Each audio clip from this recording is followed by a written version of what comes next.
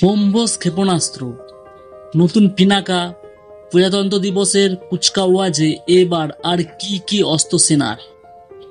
এবারের প্রজাতন্ত্র দিবসের কুচকাওয়াজে গত 2 বছরের মতোই ব্রিটিশ 25 পাউন্ডের বদলে দেশে তৈরি 105 মিলিমিটার কামান থেকে আনুষ্ঠানিক 21 তোপধ্বনি করা হবে। কয়েক বছর আগে রীতিবদলের সূচনা করেছিল নরেন্দ্র মোদী সরকার। প্রজাতন্ত্র দিবসের কুচকাওয়াজে আত্মনির্ভরতার বার্তা দিতে দেশে তৈরি অস্ত্র এবং সামরিক সরঞ্জাম প্রদর্শন শুরু হয়েছিল। সেই ধারা মেনে এবার 26শে জানুয়ারি দিল্লির কর্তব্যপথে সামরিক উৎক্ষেপণ ক্ষেত্রে মেক ইন ইন্ডিয়ার নতুন কয়েকটি নমুনার সঙ্গে দেশবাসী পরিচিত হবেন।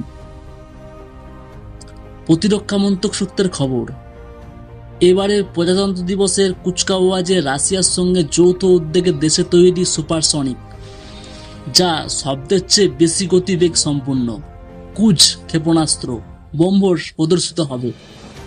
সেই সঙ্গে থাকবে সম্পূর্ণ দেশীয় প্রযুক্তিতে DRDO এবং ভারত ডায়নামিক্স লিমিটেড অর্থাৎ BDAL এর তৈরি স্বল্প পাল্লার ভূমি থেকে আকাশ ক্ষেপণাস্ত্র, আকাশ এবং ট্যাঙ্ক বিধ্বংসী গাইডেড ক্ষেপণাস্ত্র নাগ এবং মাল্টিব্যারেল রকেট সিস্টেম পিনাকার নতুন সংস্করণ।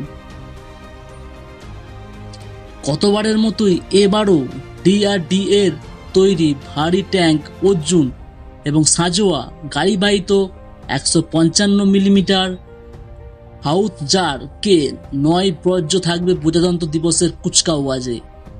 গত 2 বছরের মতোই ব্রিটিশ 25 পাউন্ডের বদলে দেশে তৈরি 105 মিলিমিটার কামান থেকে আনুষ্ঠানিক 21 তোপধ্বনি করা হবে। তবে এখনও প্রজাতন্ত্র দিবসের প্রধান অতিথির নাম ঘোষণা করেনি মোদী সরকার।